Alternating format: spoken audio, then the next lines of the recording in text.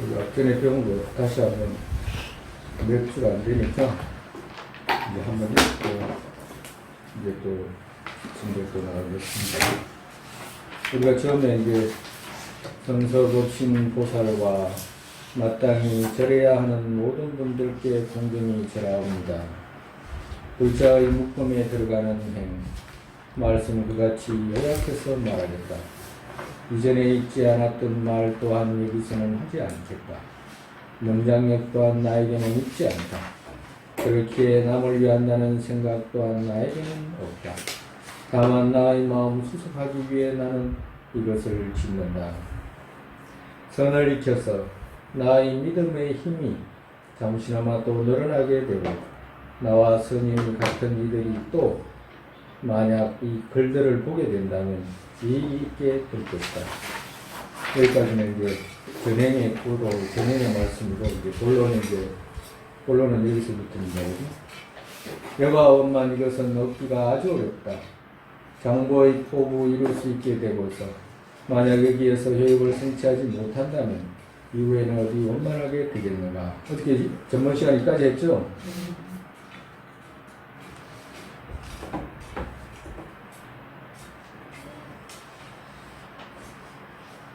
전번 시간에 여가원만에 대해서 이야기했잖아요. 여가원만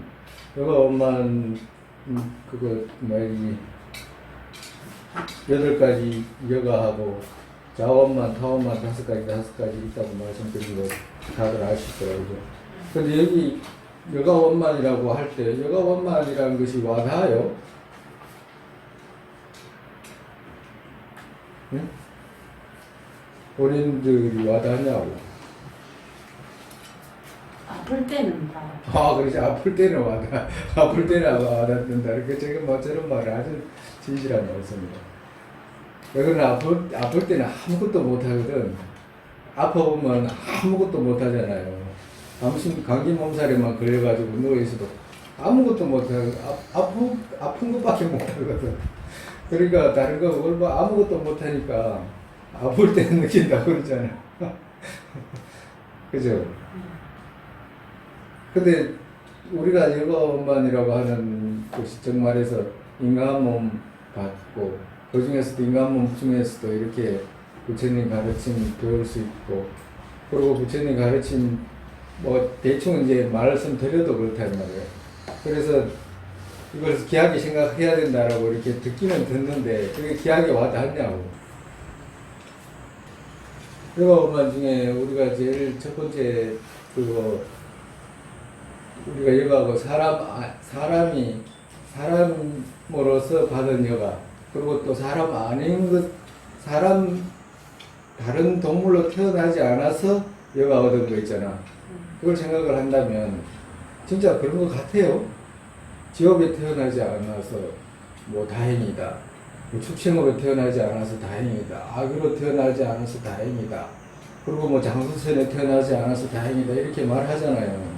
사람으로 태어나서도 내가 멍청이가 아니라서 다행이다.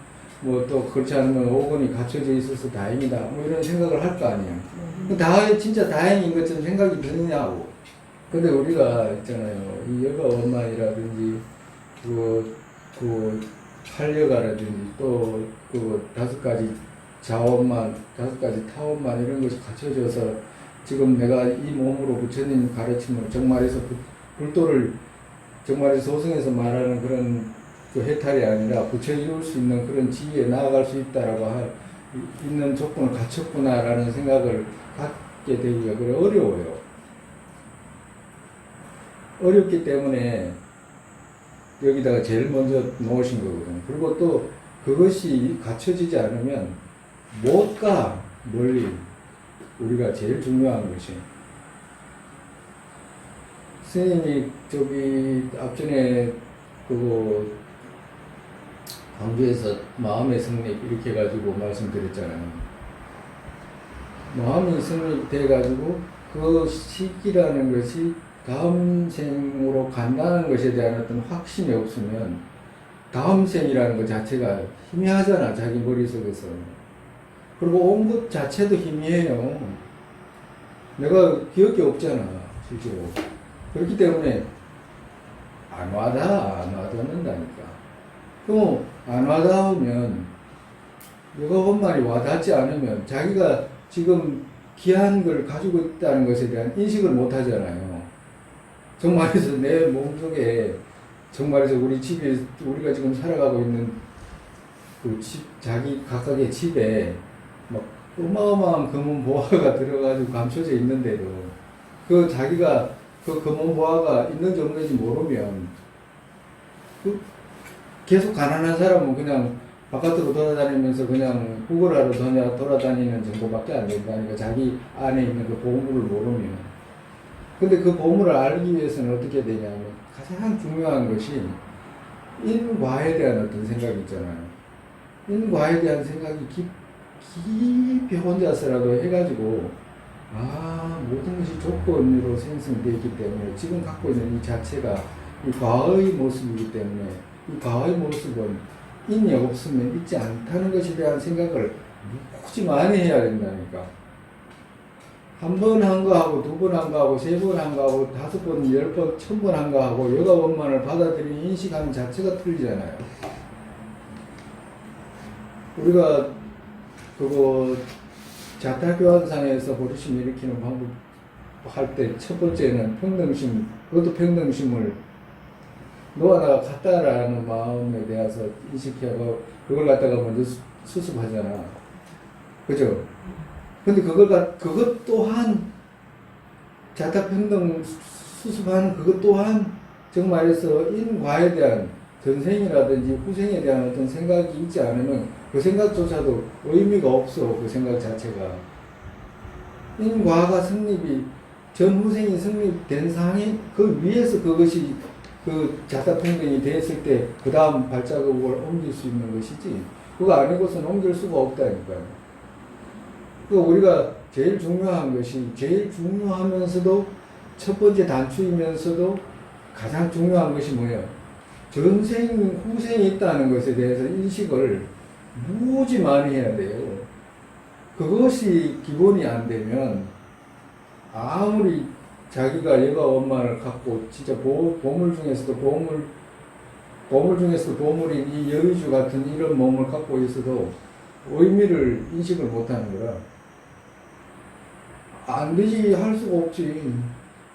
그거는 그렇게 그 전생에 대한 확신에 대한 어떤 생각이 가면 갈수록 자기가 갖고 있는 것이 기약에 받았구나라는 생각을 할 수 있는 것이지. 그렇지 않으면 할 수가 없어요. 그 생각이 오질 않아. 오질 않으면 어떻게 되냐. 아무리 그다음부터 뭐 많이 해도 힘이 없는 거 같은 거예요. 그러니까 우리가 참선한다든가 수습한다든가 수련한다든가 뭐 여러 가지 이렇게 말을 닦는다든가 뭐 이런 말을 붙이지만 가장 중요한 것이 전후생이 있는지 없는지, 그리고 전후생이 있으면 그 전후생으로 간다고 할 때 누가 가는지 우리 의식이 가잖아. 그죠? 12연기에서 명식이 가잖아.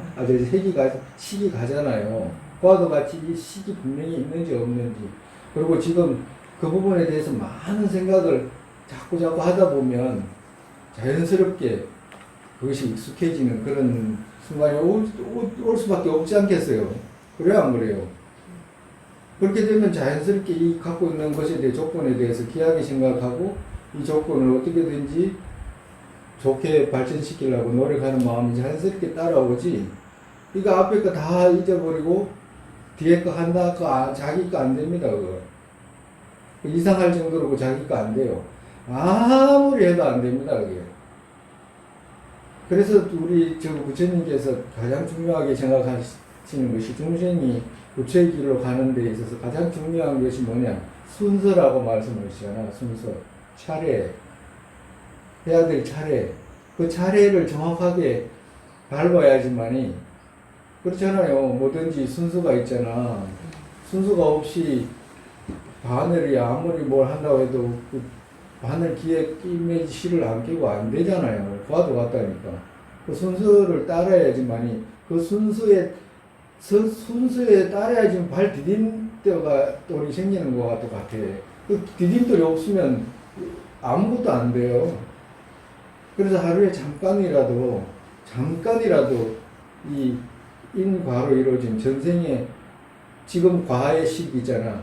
지금 과의 식은 어저께 아랫게 인의 식의 결과잖아요. 과도 같이 그 점점 올라가서 엄마 뱃속에 있을 때의 식과 그리고 엄마 뱃속 전의 식에 대한 어떤 그런 인과에 대한 생각을 많이 해야 된다는 거예요.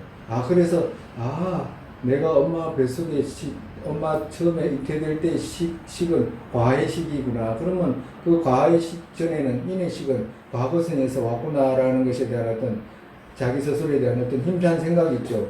그걸 많이 해야 돼요. 그렇게 되면 어떻게 돼요? 식이라는 입장은 똑같잖아요. 식이라는 입장은 똑같이 된다니까, 그렇게 되면.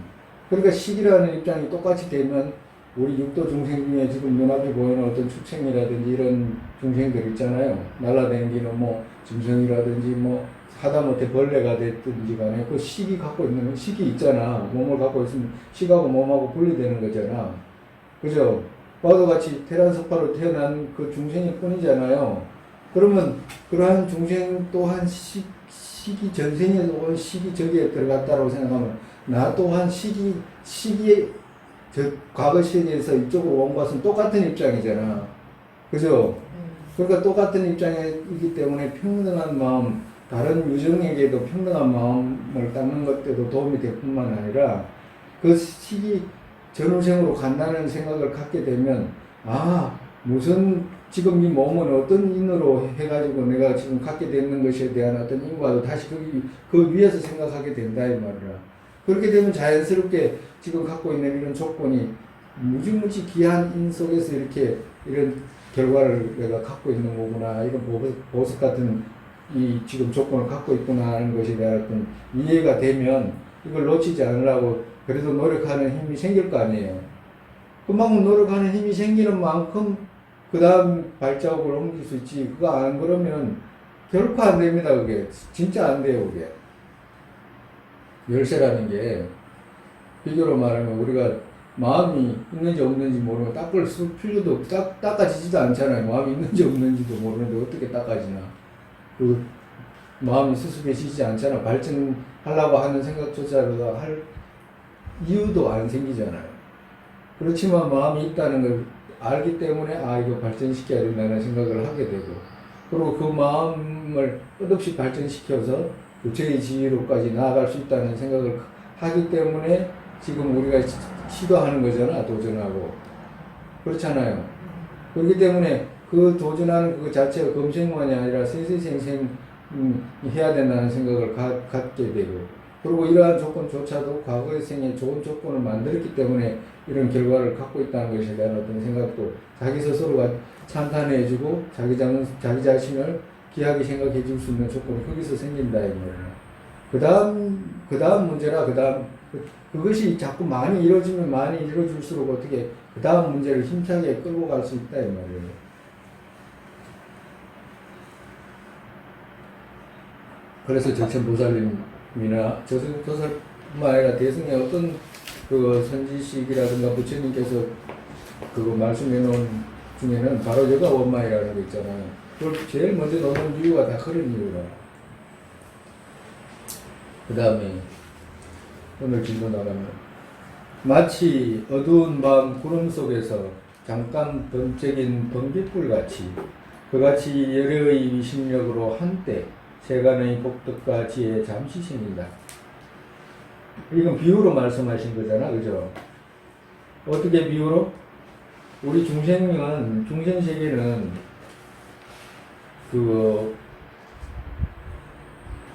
마치 어두운 구름 속에서 잠깐 번쩍인 번갯불 같이, 그러니까 우리가 비가 온다든가 막 소낙비가 치고 이럴 때 정글 속에 우리 지금 이렇게 불빛이 이렇게 환하지만 깜깜한 밤에 소낙비가 오고 비가 온다고 할 때 만약에 누가 길을 간다 그러면 길 갈 수 있겠어요? 못 갑니다.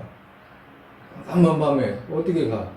그때 만약에 번개불이 번쩍 치면 잠깐이지만 눈앞이 다 보이잖아요. 저쪽에 큰 길이 있다는 걸 볼 수가 있잖아. 그 번개불 반짝 칠 때. 그죠? 그와도 같이 이거 비유로 말씀하신 거라. 그같이 열애의 위신력으로 한때 세간의 복덕과 지혜 잠시 생긴다고. 정말해서 우리가 지금 이런 부처님 가르침을 배울 수 있는 이거 자체가 우리의 어떤 힘으로 배운 것이 배우게 되는 것이 아니고 부처님의 가피와 이신력으로 지금 우리가 이렇게 배우게 된다 이 말이라. 그리고 부처님 가르침이 없는 것을 뭘 비유로 하냐면 깜깜한 밤 소나기 오는 거와도 같다 이 말이에요. 깜깜한 밤에 소나기가 올 때 아무것도 보이지 않는 그 중생 세계에 마치 번개불이 잠깐 친 것은 부처님 오신 거와도 같다 이 말이라. 부처님 오신 거와도 같다. 그럴 때 우리가 어떻게 돼? 부처님 만났을 때, 부처님 잠깐 오셨을 때, 그때 우리가 발을 옮겨야 된다. 그때 살짝 보이잖아요. 그때 옮겨야 된다 이 말이라. 그 비유로 말씀하신 거예요. 그렇기에 그러고 나면 번개불 잠깐 치고 없어지고 나면 다시 깜깜하잖아요. 그렇기에 선의 힘은 작고 항상 제업의 큰 힘은 고치기 어렵다. 고치기 어렵다는 말은 정말에서 바뀌지 않는다는 말이니까 다 하지 않는다 이 말이에요. 제업의 큰 힘은 다 하지 않는다. 왜? 어둠 속에 그냥 깜깜하게 있는 것이 깜깜하고 번개불이 잠깐 쳤을 때 부처님이 오셔가지고 우리가 작은 선행이라든지 지혜를 쌓을 수 있는데 그건 너무너무 잠깐이잖아요. 그렇기 때문에 힘들다. 제업 고치기가 어렵다 이 말이야. 그것은 원만 보리심 아닌 다른 어떤 선이 그것을 누르게 되겠나. 정말해서 보리심이 아니면은 그런 깜깜한 그런 어둠의 어떤 제업을 녹일 수가 없다. 그렇기 때문에 보리심을 일으켜라 내 말씀하시는 거예요. 그리고 만약에 그렇기 때문에 보리심을 일으키기만 하면 어떻게 돼? 아무리 큰 제업도 녹이게 된다. 이 말씀을 하시는 거예요. 제업의 큰 힘은 고치기 어렵다. 이렇게 말씀하셨잖아요. 제업의 큰 힘 있잖아. 제업의 큰 힘이라는 것은 뭘 뜻하냐면 우리가 무간죄를 지었다든가 그리고 또 달라이라마 스님께서는 제업의 큰 힘을 뭐라고 말씀하시냐면 동기에서부터 우리가 가행, 전행, 결과, 해양까지 완벽하게 갖춰진 어떤 불선행이 있죠. 그런 걸 말씀하셨어요. 만약에 그런 업을 짓게 된다면, 네? 늘 그런 업 속에서 있기 때문에 그런 업은 고치기가 어렵고 다 하지 않는다 이 말이야. 그렇지만 그런 큰 제업도 원만 보리심이 아닌 다른 어떤 선이 그것을 누르게 되겠나라고 이렇게 말씀했기 때문에 이 말은 무슨 말이냐 하면 보리심이 그러한 죄를 녹인다 이 말씀하신 거라고 반대로. 그죠? 말씀을 반대로 한 거잖아요. 그것은 원만 보리심 아닌 다른 어떤 선이 그것을 누르게 되겠냐면 그렇게 큰 제업들을 누를 수 있는 힘이 보리심 아니고는 어떤 마음이 누를 수 있겠냐. 그 말은 보리심이 그러한 제업을 녹일 수 있다. 보리심만이 이 말씀 하시는 거예요. 정말에서 여기서는 보리심의 이익을 말씀하시는 거예요. 정말에서 우리가 지금 일품이 보리심의 이익이잖아요. 네? 보리심의 이익이라는 것은 왜 이렇게 이익을 이렇게 먼저 놓으셨냐 하니까 무엇을 하든지 간에 우리가 어떤 장사를 하든지 간에 뭐 그러면 어떤 멀리 간다거나 작은 일을 하나를 하더라도 이익이 있는지 없는지 살피고 하잖아요. 누구든지. 특히나 종교를 믿는다든가 이런 것은 더더구나 이익을 살펴야 되지. 그와도 같이 먼저 이렇게 보리심의 이익을 말씀하시는 것은 보리심 일으키기만 하면 이런 이익이 있다는 것을 먼저 이야기를 해야지 듣는 사람이 그 보리심을 일으킬지 말지 결정할 거 아니야. 이런 이익이 있다고 한다면 누군가가 이 소리를 듣고 당연히 자기 이익을 추구할 거 아니에요. 그렇기 때문에 이 보리심의 이익을 이렇게 지금 말씀하시는 거다. 우리가 앞전 시간에 했잖아. 일어나지 않는 보리심 일으키는 것은 첫째 품에서 셋째 품까지라고 그랬잖아요. 그럼 보리심의 이익을 말씀해가지고 보리심 일으키기 신심을 내게끔 하시는 거라 정말에서. 그렇기 때문에 보리심이 바로 큰 죄업들을 제거하게 된다. 이제 이 말씀하신 것이고. 두 번째, 무량겁에 깊이 사유하신 능인들께서 이것의 이익을 보셨다. 정말에서 무량겁에 깊이 사유하신 능인들께서 이것의 이익을 보셨다. 이 말은 무량겁 동안에 부처님께서 무엇을 깊이 사유하셨다라고 말씀하셨는데, 무엇을 깊이 사유하셨냐 하면 부처님께서 어떤 생각이 가장 모든 사람들한테 이익이 될 수 있나. 정말에서 어떤 생각이, 어떤 행위, 정말에서 어떤 생각과 어떤 행위 자기에게도 이익이 되고 남에게도 이익이 되고 또 지금에도 이익이 되고 또 미래에도 이익이 되고 개인적으로도 이익이 되고 전체적으로도 이익이 되고 그리고 잠시에도 이익이 되고 구경에도 이익이 되고 정말이지 우리한테 우리 유정에게 가장 이익이 되는 것이 무엇인가를 깊이 사유하셨다 이 말이에요. 무량겁 동안에 부처님께서 무량겁 동안에 1, 2년도 아니고 겁을 두고 정말이지 가장 이익이 되는 생각이 어떤 생각이고 가장 이익이 되는 행동이 어떤 행동인지를 깊이 사유하시니까 네? 뭐가 가장 이익이 되느냐 하니까 보리심이 가장 이익이 되더라 이 말이야. 능인들께서 이것의 이익을 보셨다라고 하셨잖아요. 여기서 이것이라는 것은 보리심의 이익을 보셨다. 보리심을 일으키기만 하니까 어떻게 돼?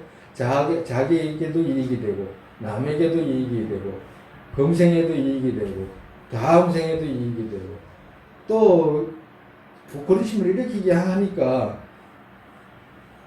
개인적으로도 이익이 되고 전체적으로도 이익이 되고 또 잠시에도 이익이 되고 구경에도 이익이 되고 전부 보리심이 그렇게 하더라 이 말이야.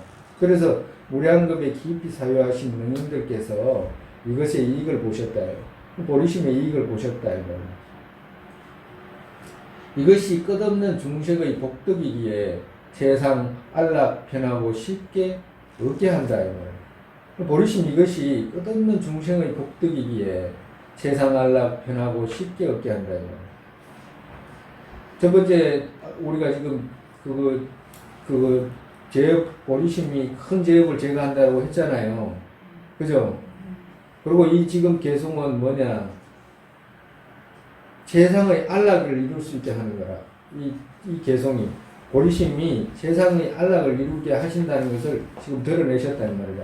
이 말씀을 통해서. 그리고, 그 다음에, 윤회의 수많은 고통에서 벗어나기를 원하고, 유정이 불안을 없애기를 원하거나 수많은 인욕에서 이걸 안락으로 고치세요. 안락. 앞전에 스님 난 말씀드렸죠. 여러분한테 앞전에 그거 최종 교정본에 안 가고 다른 본 갔다고 말씀드렸잖아요. 최종본에는 안락으로 돼 있어. 수많은 안락 누리길 원해도 여기서 누리기를 원해도 행하기를 원해도 안락 누리기를 원해도 보리심을 항상 버리지 말아야 된다. 첫 번째 아까 보리심의 이익이 어떤 이익이냐 하니까 보리심에는 큰 죄업을 제거하고 또 두 번째는 세상의 안락을 이룰 수 있게 하고 또 세 번째는 뭐냐 어떤 원하는 것 모두를 이루게 하는 것이 또 보리심이다 이거라. 어떻게? 윤회의 수많은 고통에서 우리가 중생들이 뭐예요? 고통에서 벗어나기를 원하잖아. 그죠? 그리고 안락을 얻기를 원하잖아요. 이 모든 걸 원하는 이것을 얻게 해주는 게 누구냐? 보리심이다 이 말이야. 그러니까 윤회의 수많은 고통에서 벗어나기를 원하고 정말 윤회의 수많은 고통, 지옥악의 축생이라든지 이런 곳에 그 고통에서 벗어나기를 원해도 보리심이 이익이 되고 또 중생이 불안을 없애기를 원한다. 이것은 뭐냐면 이거는 이제 중생이 해탈을 얻기를 원해도 보리심을 일으키기만 하면 정말에서 해탈을 얻게 하고 그리고 세 번째 수많은 안락 누리기를 원해도 이거 수많은 안락이라는 것은 뭐냐면 구경의 안락이니까 정말에서 부처를 얻고자 한다고 해도 정말에서 보리심을 버리지 않으면 그렇게 한다. 그렇게 원하는 안락을 얻게 한다 이 말이야. 보리심이. 원해도 보리심을 항상 버리지 말아야 한다. 그러니까 정말해서 보리심을 항상 버리지 않으면, 이 말은 반대로 말하면 보리심을 항상 버리지 않으면 어떻게 돼? 윤회의 수많은 고통에서도 벗어나게 하고, 보리심을 항상 버리지 않으면 어떻게 돼? 유정이 불안을 없애기를 원하는 것도 이루게 되고, 보리심을 항상 버리지 않으면 어떻게 돼? 수많은 안락 누리게 한다 이 말이에요. 그 보리심이 그렇게 한다 이 말이에요.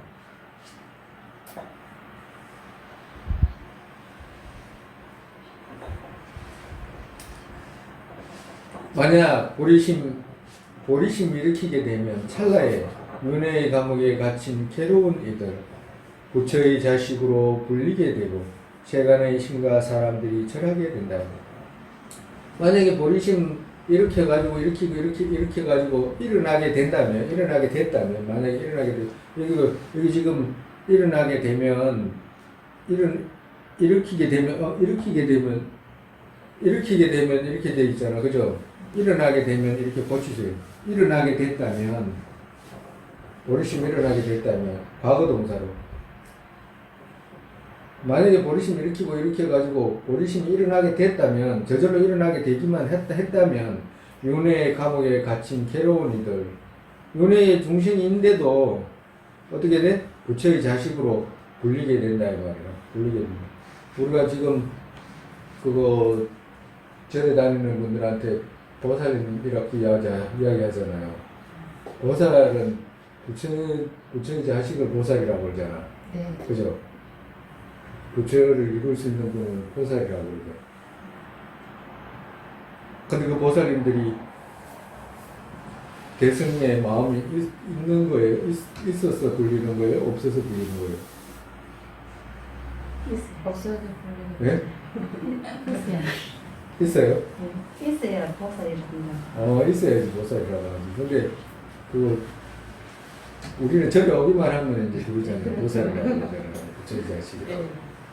절에 오기만 하면 불자라고 그러잖아요. 그러니까 그 불자 대승한다는 게 보살이 된다는 건 굳이 어려운 거라 쉬운 일이 아니라 절에 와가지고 그냥 왔다 갔다 하면 보살이라고 불려지는 것이 아니라 대승이라는 것은 일체 유정 어떤 유정에 대해서도 그 유정을 위해 가지고 부처 이루겠다는 마음을 늘 갖고 있는 분을 겨우 보살이라고 하잖아요. 근데 우리가 절에 가든지 우리가 불교계 접해보지만 그런 사람이 있던가요? 그런 사람도 없을 뿐만 아니라 마음 자체를 그 보리심이 자비심이 부처님의 가르침의 핵심이라는 것을 알고 그 자비심을 양육하려고 하는 그런 생각조차도 안 가지잖아. 그 말은 무슨 말이냐면 부처님께서 말씀하신 그 대승의 핵심조차도 무엇인지도 모른다 이 말이잖아요. 안 그래요? 스님은 절에서 사는 스님이잖아. 절에 사는 스님이잖아. 그러면 절에서 스님들이 어떤 교육이라든지 스님들이 갖고 있는 어떤 생각이라든지 이런 걸 더 잘 알잖아요. 그리고 뭘 중점으로 사람들한테 가르치고 후학들한테 그거 가르치고 또 선배들한테 뭘 모아주기 받았는지 다 알 거 아니에요. 없어 그런 게. 보리심이라는 것이 어디가 있어? 나 부처 되겠다 이런 말은 하지. 그렇지만 그 사람이 말하는 부처하고 부처님께서 말씀하시는 부다하고 개념이 틀려. 정말에서 그 사람들이 말하는 그냥 선정에서 말하는 것은 그냥 해탈하려고 그냥 자기 추구하는 거라. 그렇다고 해가지고 그 해탈할 수 있는 것도 아니라 방향 자체가 부처님 말씀의 가르침하고 10만 8천이라. 그렇기 때문에 그조차도 살펴봐야 될 문제고, 그 이전에 그 부처가 되기 위해서 대승의 마음을 일으키는 거 있잖아요. 대승의 마음조차도 그게 정말에서 보리시면 대승의 마음이잖아요. 대승의 마음 자체가 없다니까. 없어. 대승이 어디가 있어요? 그만큼 쉽지가 않다 이 말이에요. 대승 만나기가. 대승 불교를 만나기가 쉽지가 않아요. 그리고 대승 불교를 배우기가 쉽지가 않고. 대성불교의 핵심은 뭐 보리심이잖아. 보리심 핵심은 뭐 자비심이거든. 그러니까 그 자비심 일으키는 것을 그렇게 배워나가기가 그렇게 만나기가 그렇게 쉽지 않다 이 말이야.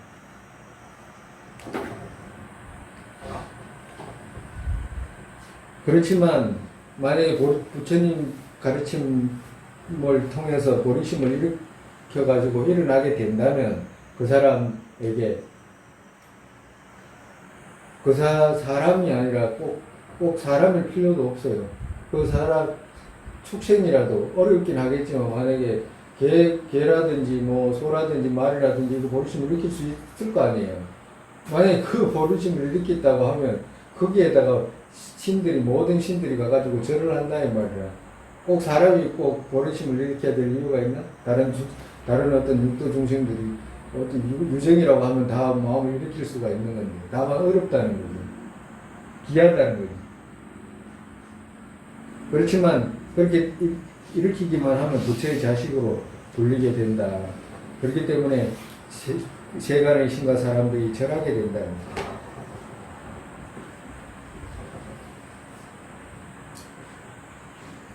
이제 계속 이제 절하게 된다. 그 다음에는 이제 부처님께서 이제 적천보살께서 보리심의 이익을 비유를 들어서 이제 말씀하신 거예요. 그 다음에 처음에는 보리심의 이익을 이제 말씀하셨고, 그 다음에 이제 그 이익 또한 이제 비유를 통해서 이제 또 말씀을 하신 거다. 영검술액의 최상 모습 같이 부정한 이 몸치에서 부처의 몸 무갑으로 변하려 한다면 보리심이라고 말하는 이것을 아주 굳건히 지켜라. 정말해서 우리가 영검술액이라고 하면 영검술사가 영검술액을 바르기만 하면 어디다 바르냐면 쇳덩어리에다가 바르기만 하면 뭐로 변해요? 영검술사가 쇠막대기를 거기다가 영검술액을 이렇게 바르면 뭐로 변하냐고? 네? 응? 금으로요? 금으로 바뀌잖아요. 네. 영검술사가 영검술액이라는 것은 영검술을 쓸 때 바르는 액이라고 하잖아요. 그걸 발라가지고 주문을 외우면 금으로 바뀌잖아. 그죠? 그 재료는 뭐였어요? 쇠였죠. 아무것도 아닌 쇠였잖아. 근데 쇠였는데 영검술 그걸 바르니까 금으로 바뀌었잖아. 그죠? 그와도 같다 이 말이에요. 그와도 같이 부정한 이 몸은 어떻게 이루어졌어? 부모님의 정열로 이루어졌잖아. 네? 그렇게 되면 부정한 몸이고, 또, 우리 또한 번뇌의 업력으로 뭉친 거잖아. 그죠? 그래서 이걸 갖다가 부정한 몸, 이 몸을 갖다가 부정한 몸이라고 이렇게 표현하는 거예요. 근데 이 부정한 몸 가만히 놔두면 어떻게 돼? 그냥 육도 돌아다니기는 그냥 옷만 짓지 다른 거 못 하잖아요. 그냥 가만히 냅두면 우리가 봐도 알잖아. 눈을 조금만 돌려봐도 알잖아요. 우리 스스로를 봐도 알잖아. 그렇지만 이 부정한 이 몸을 취해서 무갑으로, 부처의 몸, 무갑으로 변하려 한다면, 그러니까 이 몸을 가지고 부처의 몸으로 바꾸려고 한다면, 값을 매길 수 없는 부처의 몸으로 바꾸려고 한다면, 보리심이라고 말하는 이것을 아주 굳건히 지키라. 그러니까 이 보리심을 굳건히 여기서 지키라는 말은 행해라 이 말이거든. 그러니까 보리심을 갖다가 철저하게 행하게 되면 이 부정한 이 몸을 통해서 부처의 지위로 간다 이 말이라. 그죠? 그러니까 아주 저열하고 낮은 것을 통해서 최상의 것으로 바꿀 수 있다는 것을 비유로 말씀하신 거라. 첫 번째 비유. 비유를 5가지로 말씀하셨어요. 두 번째, 부처님 유일한 지혜로 정확하게 일체 사유했을 때 법에 의해 중생의 땅과 떨어지길 원하는 이들 보리심의 법에 바르고 굳건히 지켜라. 정말해서 부처님의 유일한 지혜로, 그러니까 오직 부처님의 유일한 지혜로, 무량 지혜로 정확하게 일체를 사유했다는 말은 곰곰이 따져봤을 때 사유했을 때 법에 의해, 법이라는 것이 뭐예요? 보리심 이것이 법이더라 이 말이라. 보리심 이것이 법이더라 이 말이라. 법에 의해, 보리심 이것이 법에 의해 중생의 땅과 떨어지길 원하는 이들, 보리심의 법에 바르고 굳건히 지키라. 그러니까 정말해서 이거 두 번째는 이 처음에는 영검술에게 비유를 했고 두 번째는 보배에다가 비유를 한 거라. 보배.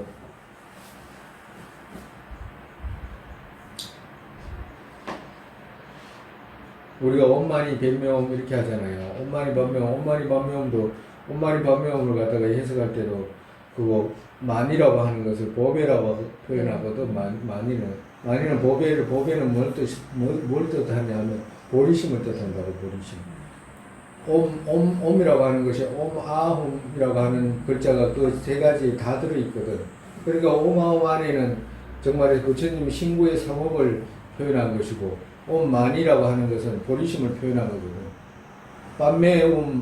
빠트메라고 하는 것은 공성의 견해라. 그러고 난 뒤에 훔이라고 하잖아요. 그 훔이라는 말은 이 공성의 지혜와 보리심을 두 가지가 함께 쌍으로 수습하는 이 모습을 표현한 거거든.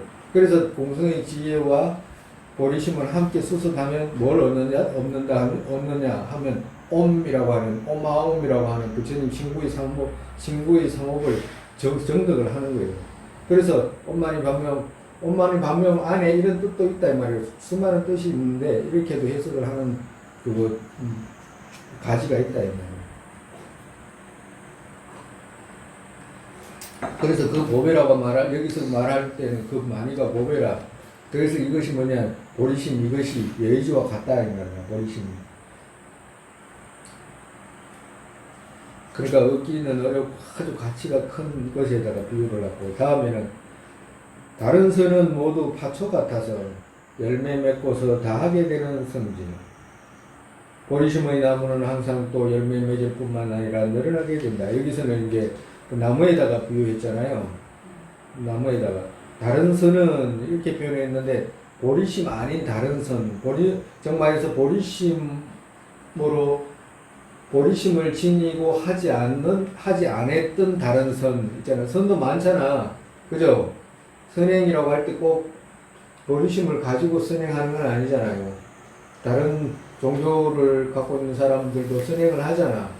그럼 선행을 할 때 그 사람들은 선행은 하지만 보리심은 가지고 있지 않잖아. 그죠? 과도 같다. 다른 선은 모두 파초와 같다. 여기서 파초라는 말은, 여기서는 파초는 마치 우리가 그거 있잖아요. 그냥 그걸 뭐라고, 바나나 있잖아. 바나나 같은 것은 그 줄기가 이렇게 줄기가 가지가 있으면 바나나 열매 맺고 나면 그냥 아무 열매도 없이 그냥 다 시들어버린다잖아. 여기서는 비유로 말하면 바나나와 같다. 바나나 그 줄기가 파초 같잖아요. 그죠? 과도 같다. 그런 것은 열매를 맺고 나면 푹 줄어들지만 보리심의 나무는 항상 또 열매 맺을 뿐만 아니라 늘어나게 된다 이 말이에요. 과가 다 하지 않고 끊임없이 늘어나게 된다 이 말씀을 하신 거예요. 정말에서 보리심의 나무는 예의수와 같다. 이 예의수라는 것이 뭐냐 하니까, 우리가 가끔 말씀드렸잖아요. 우리가 12윤회도에 보면 저기 아수라들이 그거 활을 가지고 막 천상세계 신들한테 활을 쏘는 그런 그림 있죠. 왜 그렇게 그림을 썼냐면 전쟁하는 모습이거든.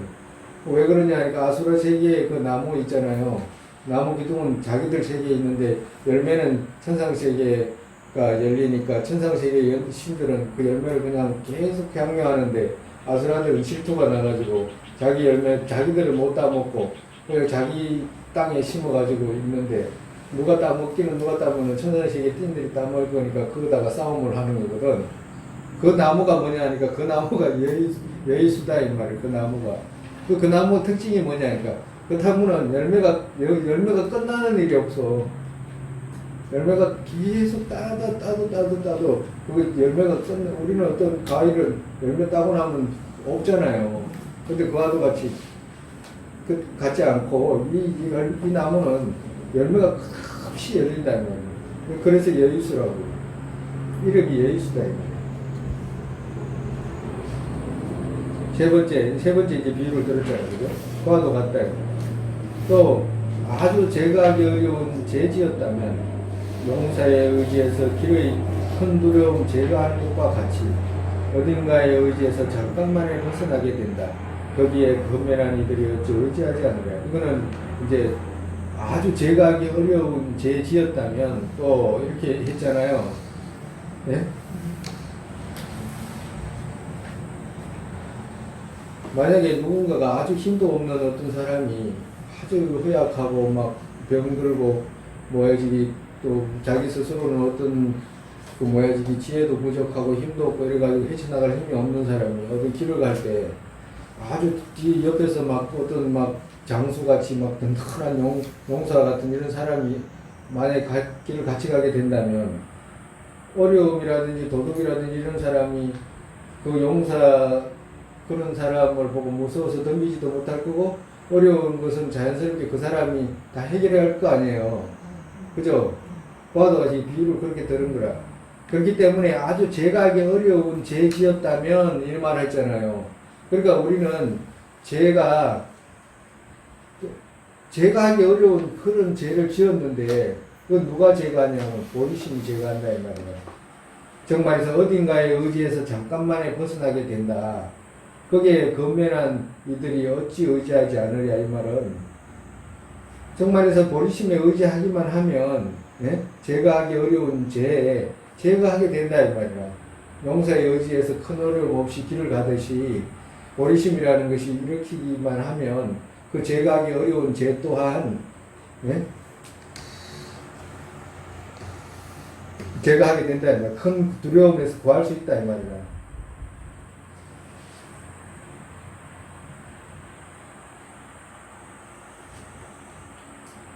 또 그것은 종말의 불길같이 제욕들 한 찰나가 반드시 태운다.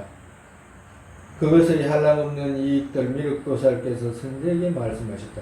종말에서 보리심의 이익은 종말의 불길같이 큰 제욕들 한 찰나가 반드시 태운다. 그 말이 뭐냐면 우리가 건말의 불길 같다고 표현하잖아요. 건말의 불길을 건말이 오면 지구가 없어지고 이 세계가 없어질 때가 되면 해가 7개 뜬대잖아. 그죠? 해가 7개. 근데 지금 하나만 떠도 이렇게 덥잖아, 여름에. 예? 그 7개 뜨면 어떻게 써요? 하나가 뜰 때마다, 하나가 못해질 때마다 지금보다 4배가 더 덥다 그러거든. 예?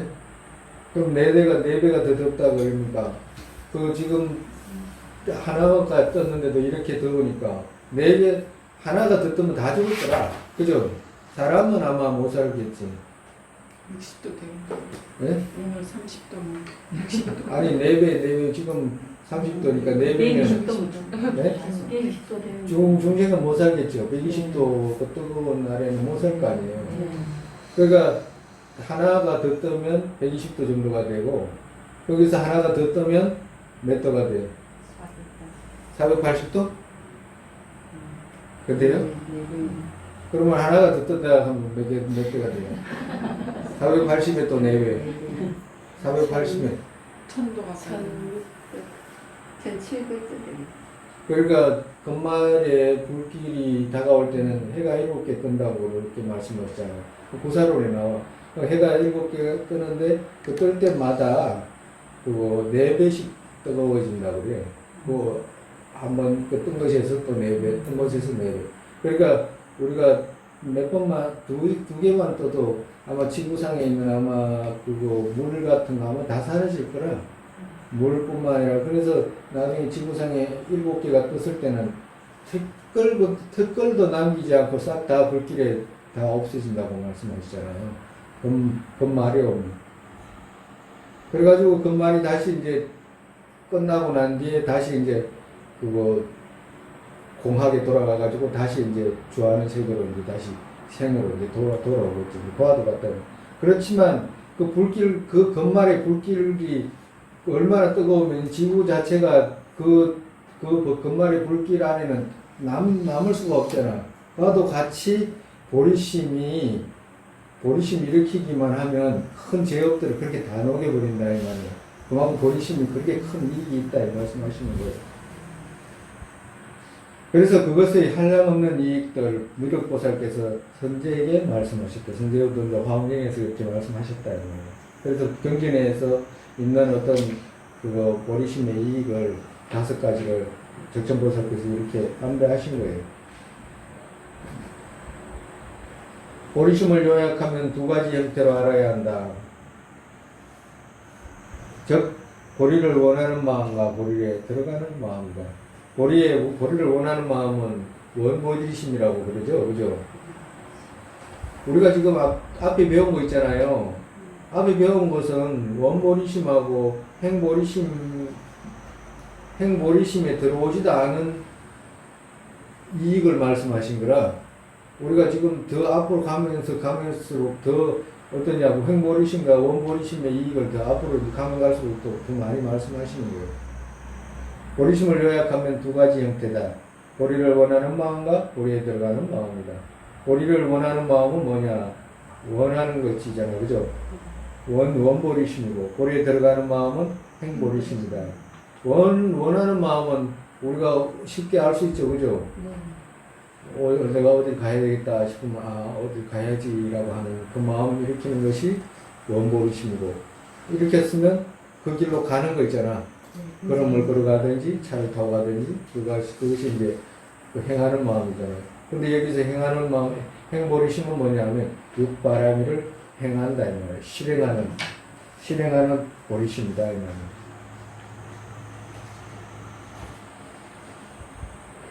가고자 하는 것과 가는 어떤 차이를 알아야 하듯이 그같이 지혜로운 이 둘의 차이 찾으러 알아야 한다.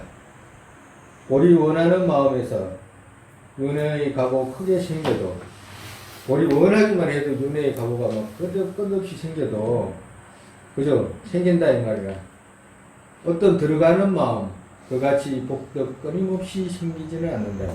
그러니까 행하는 마음이 더 큰 이익이 된다 이 말이야. 어떤 들어가는 마음 그같이 복덕 끊임없이 생기지 않는다 이렇게 말씀하셨잖아요. 그것은 뭐냐면 원하는 행보리심의 이익을 말씀하시는 거거든. 그러니까 행보리심은 어떠냐면 복덕이 끊임없이 생긴다 이렇게 표현하셨잖아요. 이 말이 무슨 말이냐면 정말에서 보리를 이루겠다라고 생각해가지고 보살계를 받아가지고 보살계를 받는다는 것 자체는 보리에 들어가는 마음이거든. 행하는 실질적으로 행하는 마음이거든. 그 보살계를 받았다고 하면 보살계를 받는 그 순간부터 그 사람은 잠을 자든지 놀든지 운동을 하든지 놀이를 하든지 그 사람한테는 그냥 끊임없이 잠을 자면 없어질 것 같아도 그런 것이 아니고 끊임없이 그렇게 이어진다면 복덕이 쌓인다 이 말이야. 원보리심은 어떠냐? 그렇지 않다면 원보리심은 복덕이 끊어져. 왜? 원할 때는 복덕이 내가 무치를 이루겠습니다라고 하는 그 원하는 마음이 있을 때는 복덕이 생긴다 이 말이야. 그렇지만 잠을 자거나 뭐 다른 일을 하거나 할 때 복덕이 그렇게 생기지가 않아. 근데 원보리심을 지나서 행보리심 내가 행하겠다라고 생각해가지고 보살기를 받고 그리고 육바라미를 하나하나 실천해야 되겠다는 생각을 가지고 배우는 그 사람에게는 그 유정에게는 복덕이 끊어지는 일이 없다 이 말이에요. 잠을 자거나 밥을 먹거나 그 사람한테는 끊임없이 끝까지 이어진다요. 그치 이룰 때까지. 그래서 그렇기 때문에 얼마나 큰 복덕이 생기냐 이 말이야. 예? 어딘가에서부터 끝없는 중생계 모두 제도하기 위해 불태견의 마음으로 이 마음 바르게 받게 되면 정말 이 마음 바르게 받게 된다면 보살계를 받게 되면 이 말이거든요. 네? 거기서부터 잠을 자거나 게을러도 공덕의 힘 끊임없이 흑원같이 무량하게 생기게 된다. 이것은 논리 갖춘 묘비보살께서 여쭤본 데서 하이란 중생이에 여러께서 말씀하셨다. 하이란 중생이의 이 말은 여기 하이라다라고 말하는 것은 그거 의미가 커요. 여기서 하이라다라고 말하는 것은 어떤 의미가 있냐면 여기서 하이라다는 말은 소승의 마음 있잖아. 소승의 마음을 가진 사람을 하이란 중생이 왜 여기께서 말씀하셨다 이 말을 하십니다. 정말에서 하이란 중생은 대승의 마음을 버리는 사람 있잖아. 네? 대승의 마음을 버리는 사람에게 너 대승의 마음 버리지 마. 대승의 마음 버리면 갖고 있으면 이런 큰 이익이 있는데 왜 그런 큰 이익이 있는 것을 왜 버려? 이제 이 말씀하신 거예요. 다른 게 아니고. 왜 그러냐면 우리가 이 대승의 마음을 나아가다가도 버리는 사람이 많아. 그럴 수 있겠잖아, 그지? 대승의 마음 끝없는 중생을 제도해야 된다라고 생각하면 그 마음이 지쳐서 못해요. 비교로 말하면 사리불존자는 부처님 제자로서 아라한가를 증득하신 분이잖아. 아라한가를 증득하신 분인데 그분은 대승을 버린 분이라 사리불존자는 어떤 분이냐면 사리불존자 그 전생에는 왕이었다고 그러고 아주 근엄하고 보살 왕이었다고 그래요. 아주 보살행을 잘하는 그 왕이었는데 그 왕이 이제 보시도 잘하고 여러 가지 이제 율바람을 건면하게 잘 실행한 왕인데 한날은 어떤 바라문이 와가지고 왕에게 한 묻기를 당신이 참 왕이 보시도 잘하고 사람들한테 잘한다고 하니까 나한테도 한번 좀 잘해보라고. 그러니까 나도 당신한테 잘하겠다. 그러니까 나는 당신한테 보시를 좀 얻어야 되겠다 그래. 바라문이. 그러니까 이제 왕이 사리불존자 전생이지. 그러니까 그럼 내가 흔쾌히 보시하지. 내가 얼마든지 보시하겠습니다. 그러니까 하는 말이 당신 오른손을 달라고 그래. 오른손을 왕의 오른손을 달라고. 오른손 주지.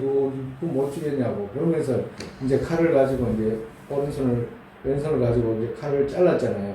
잘라가지고 이제 오른손 없잖아. 이제 오른손이 없으니까 이제 왼손밖에 없잖아. 왼손을 가지고 보시를 해야 되잖아. 그죠? 그러니까 왼손을 가지고 보시를 하니까 바라문이 하는 말이 아주 욕을 하면서 이 사람 왕이 돼가지고 그렇게 보시할 줄도 모르냐고. 왜 보시할 줄도 모르냐니까 인도에서는 이 손이 더러운 손에 해당돼. 이거 화장실 갈 때 닦고 이런 손이거든. 그래서 음식이나 이런 것은 왼손으로 안 먹잖아. 그죠? 그래서 늘 청정하게 하는 손은 따로 있어. 오른손이라. 이건 더러운 걸 쓰는 손이거든. 그러니까 더러운 손을 잡아가지고 보시했다 이거라. 그러니까 나를 모욕했다는 거지. 바라문이 자기를 모욕했다는 거라. 그러니까 자기를 모욕한 것이니까 이 왕한테 막 따지듯이 아주 왕이라는 사람이 거짓말만 시키고 아주 한 사람이라고 이제 막 비난하면서 그건 내가 더러운 손으로 주는 걸 내가 왜 가져갈 거냐고. 그러니까 이제 그러면서 가버렸어요. 그러니까 왕이 이제 자기가 진심으로 잘라가지고 줬는데 이제 그러니까 이제 화가 나잖아. 화가 나가지고 하는 말이 내가 저 한 중생도 만족을 시키지 못하는데 내가 끝없는 중생을 어떻게 내가 만족을 시킬 수 있겠나. 난 이제는 보살행 안 하고 될 수 있으면 나는 이제 아라한이 되어서 고통을 건너가겠다라고 해가지고 열반을 들어야 되겠다 생각하죠. 그래서 대승의 마음을 버려버려요. 대승의 마음. 그래서 사리불존자는 그래가지고 부처님 뵙고 다시 이제 대승의 마음 보살이 돼서 대승의 마음 이후에는 모르지만 그 이전에는 그걸 버려버려요. 그래가지고 부처님 뵙고 그냥 아라한이 돼버려요. 아라한이 돼버립니다. 그와도 같이 하이란 중생이의 이 말은 소승의 마음을 가진 그런 중생을 위해 여러께서 말씀하셨다 이 말이라. 왜? 버리지 마라. 대승의 마음을 버리면 안 된다. 대승의 마음은 이렇게 큰 이익이 큰데 그 마음을 버리면 안 된다라는 걸 이제 많은 이익이 있다는 것을 말씀해가지고 소승으로 흘러가는 그 마음을 막기 위해서 이 말씀을 하신 거예요. 오늘 이만큼 하죠. 오늘 이만큼 하고 다음 시간에.